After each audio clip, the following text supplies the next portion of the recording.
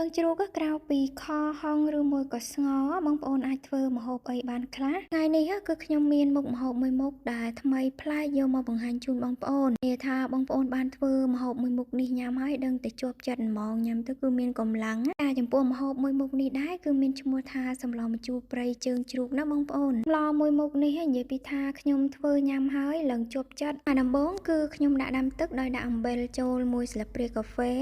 តែទឹកពុះគឺខ្ញុំដាក់ជើងជ្រូកដែលខ្ញុំបានកាប់លាងទឹកស្អាតអីស្អាតនឹងចូលដើម្បីស្រោះវាមកប្រងសិនណាបងប្អូនថាខ្ញុំធ្វើបែបនេះគឺដើម្បីឲ្យជើងជ្រូកនឹងវាកាត់ក្លិនឆ្អាបបានល្អហើយនឹងពេលដែលយើងស្លទៅទឹកសម្លរបស់យើងថ្លាតែយើងស្រង់ជើងជ្រូកចេញហើយយើងត្រូវយកទៅលាងទឹកឲ្យស្អាតសិនណាបងប្អូនបន្ទាប់មកគឺខ្ញុំចាប់ផ្ដើមដាក់ដាំទឹកដោយដាក់គល់ស្លឹកគ្រៃស្លឹកក្រូចរំដេងខ្ទឹមសចូលហើយគឺខ្ញុំបន្ថែមជាមួយនឹងប្រហុកមួយកូនដុំខ្ញុំអត់បានចិញ្ច្រាំទេគឺខ្ញុំជ្រុំយកទៅជាតិប្រហុកណាបងប្អូនមើលតែយើងដាក់ដាំទឹកបានពុះហើយគឺយើងអាចដាក់ជើងជ្រូកដែលយើងបានលាងស្អាតនឹងចូលបន្ទាប់មកគឺខ្ញុំដាក់ជាមួយនឹងប៊ីចេងមួយចុងស្លាបព្រាបាយស្ករកន្លះស្លាបព្រាបាយនិងរ៉តឌីកន្លះស្លាបព្រាបាយហើយមកគឺខ្ញុំបន្ថែមជាមួយនឹងទឹកត្រីប្រហែលជាមួយស្លាបព្រាបាយដែរនិងទឹកអំពិលទុំ2វែកសម្លណាបងប្អូនចំពោះទឹកអំពិលទុំបងប្អូនត្រូវរើសអំពិលណាដែលវាជូរជ្រះល្អបានស្លទៅវាឆ្ងាញ់ណាបងប្អូនធម្មតាអំពិលខ្លះគឺវារាងផ្អែមពេលដែលយើងស្លទៅគឺអត់សូវឆ្ងាញ់ទេ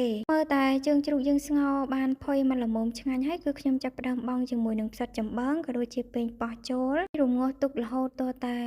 បន្លែយើងឆ្អិនមកល្មមណាបងប្អូនបន្ទាប់មកគឺខ្ញុំដាក់ជាមួយនឹងម្ទេសស្រស់បុកហើយនឹងម្ទេសក្រៀមលីងតែនៅពេលដែលយើងបង់ចូលជាមួយនឹងសម្លអញ្ចឹងទៅគឺវាលែងសូវហឹរហើយបងប្អូនប៉ុន្តែសម្លមួយមុខនេះបើសិនជាយើងអត់ដាក់ម្ទេសទេវាដូចរាងខ្វះរសជាតិមួយមុខដែរណាបងប្អូនបើសិនជាយើងដាក់ម្ទេសឲ្យរាងហឹរបន្តិចទៅបានវាកាន់តែឆ្ងាញ់រីឯចុងក្រោយគេហ្នឹងគឺខ្ញុំបង់ជាមួយនឹងម្រះព្រៅមកក្តាប់ដៃហើយបន្ទាប់មកយើងបិទគេភ្លាមទៅណាបងប្អូនឬមួយក៏ដាក់ចុះពីចក្រានភ្លាមមកដើម្បីកុំឲ្យបន្លែនិងម្រះព្រៅហ្នឹងវារលួយខ្លាំងពេកសម្លម្ជូរតើតែយើងស្លោបែបរាងជូរជ្រះហើយឈ្ងុយក្លិនផុកតិចនិងរសជាតិរាងជូរអែមណាបងប្អូនគឺញ៉ាំទៅគឺឆ្ងាញ់មែនទែនហើយនិយាយពីថាដាក់មួយម៉ាត់ទៅឡើងជាតិពេញមាត់សម្លម្ជូរព្រៃជើងជ្រូកមួយមុខនេះបងប្អូនសម្រាប់បងប្អូនដែលមិនសូវស្រួលខ្លួនហេវហត់អស់កម្លាំងអីញ៉ាំបាយអត់សូវឆ្ងាញ់ផ្លេចសាកធ្វើសម្លមួយមុខនេះញ៉ាំណាធានាថាបែកញើសព្រឹសមានកម្លាំងតែម្ដងទីចុងក្រោយបើសិនជាបងប្អូនមានសំណួរឬយោបល់កុំភ្លេច comment នៅក្រោមវីដេអូមួយនេះណា